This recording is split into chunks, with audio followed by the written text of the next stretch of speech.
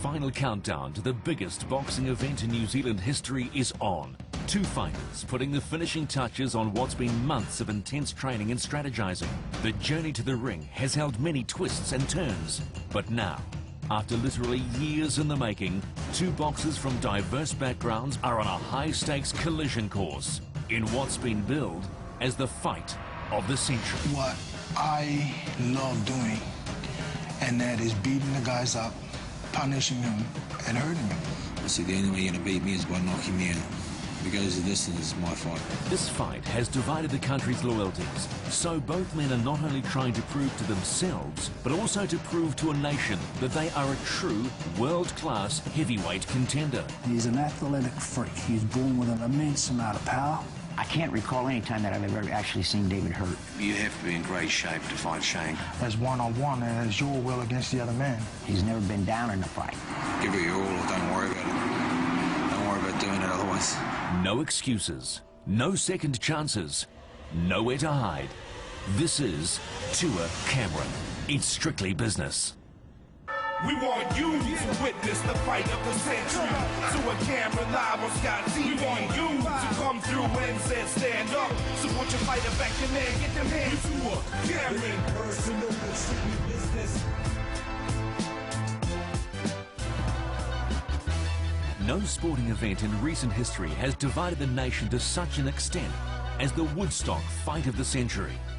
I'm going to support David Tua. Yeah, I reckon he's going to win. I think Shane Cameron will win. I think Cameron's, a bit quicker and a bit younger and a longer reach. David Tua. I've backed him all along, and he's got the experience, he's proven it. David Tua has already scaled the dizzying heights of the heavyweight division, culminating in a shot at the title against Lennox Lewis in 2000. To take nothing away from Lennox, he's a great champion. But for me as a fighter and as a person, more importantly, if I go out and perform to the very, very best and know that I've given everything and get beaten, not because the other man was better than me, I can accept that. But if I lose because I didn't give it my best, it's hard for me to accept. I'm a lot hungrier now than then, you know. I believe I wasn't ready for it. Since that emphatic loss, Tua's career has virtually ground to a halt, due mainly to his well-publicized fallout and court case against former manager Kevin Barry. In the last 9 years, Tua has only fought 14 times, most recently back in 2007.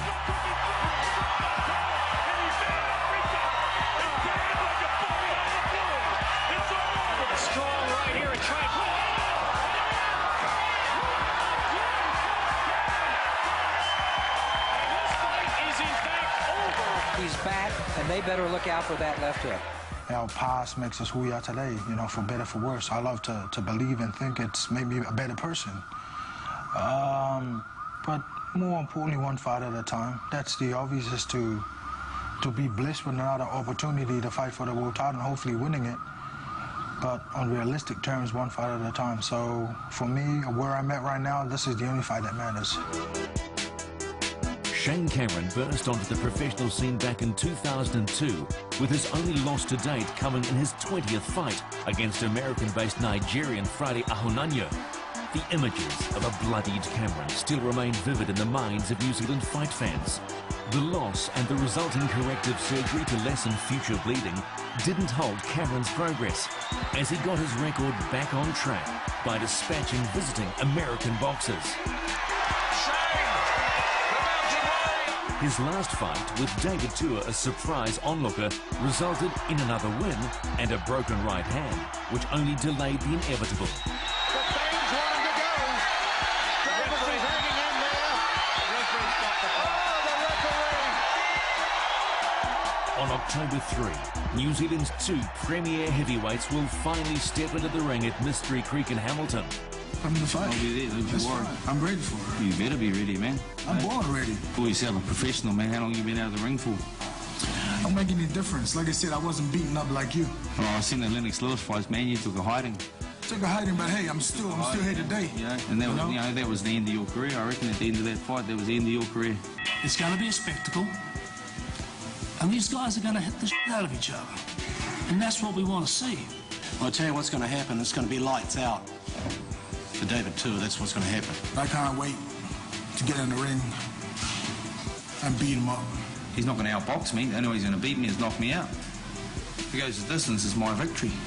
You'd be surprised. I will be. We called Tua out 3 years ago, and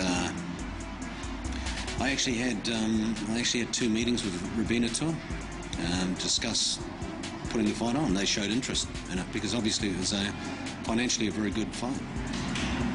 And we got to the stage of talking, going through P&Ls and having some very serious discussions, and you know, and then they dropped out of it. I never heard anything back from them. I suppose he's probably a little bit shocked because not many people call him out. There's only been 2 people call him out, Chris Ariola and me, and he didn't take Chris Ariola, and he didn't want me for a while, and then all of a sudden, in the paper he wants to fight.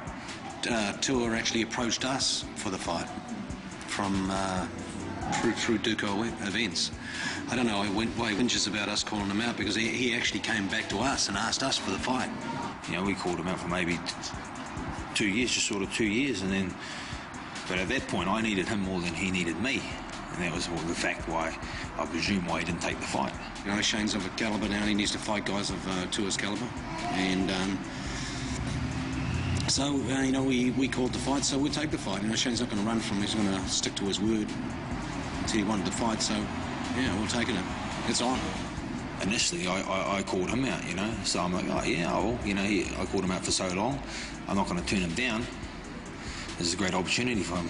Yeah, definitely a great opportunity for me as well. He's been calling me out for quite some time, and, yeah, I'm really looking forward to it. So it's a great fight for this country to be excited about. You know, I don't ever believe there was this much attention about, you know, any of our boxing guys from this side of the world, let alone here in New Zealand. So it's good for the sport, and it's good for me.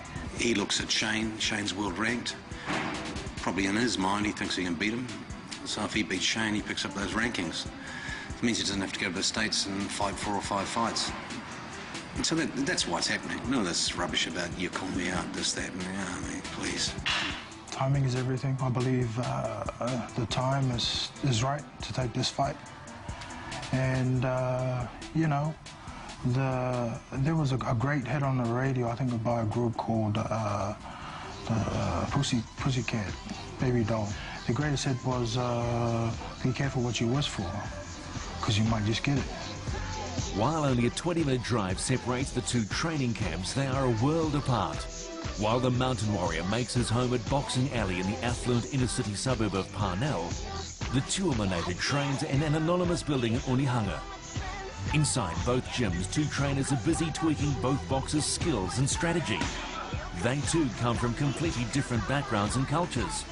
In Cameron's corner is a quiet, religious Tongan who first set eyes on Shane as an amateur. I didn't see him for ages until I went out one night and watched him fight Roger Asarendi. And boy, you know, I've never seen anybody with bigger heart, you know, than Shane. You know, and I've seen a lot of tough guys. He brings to me his style, his unique style. I feel it's a unique style. You know, I've trained with a lot of trainers. You know, even when I started in England, you know, and you know, he's got something different. It's something special, I believe. But it works for me. It may not work for every fighter, but his style works for me, man. I think that's going to be the key for me moving forward. While Lolo is best known for having trained numerous world and international kickboxing champions, he also has a vast experience in the sweet science. I grew up in a boxing family anyway, and you know, before I was doing martial art, I was doing boxing when we were young. A lot of people think that kickboxing and boxing is, you know, it's not much different, but they're very different. You know, you have different range, you have different defensive pattern, you know. But you know, before I worked with Shane, I already coached a couple of guys who won, you know, gold medal at Oceania Games in amateur, and which, you know, but you know, of course, in 20 years' time, I'm always going to be dubbed as the kickboxing coach. You know, I came in there to help Shane, but I was already a national coach. I already been to the Olympic Games and Commonwealth Games as a boxing coach, but nobody knows that because I don't, you know, get out there and start talking about people and tell them how much I know about boxing. We want you to witness the fight of the century.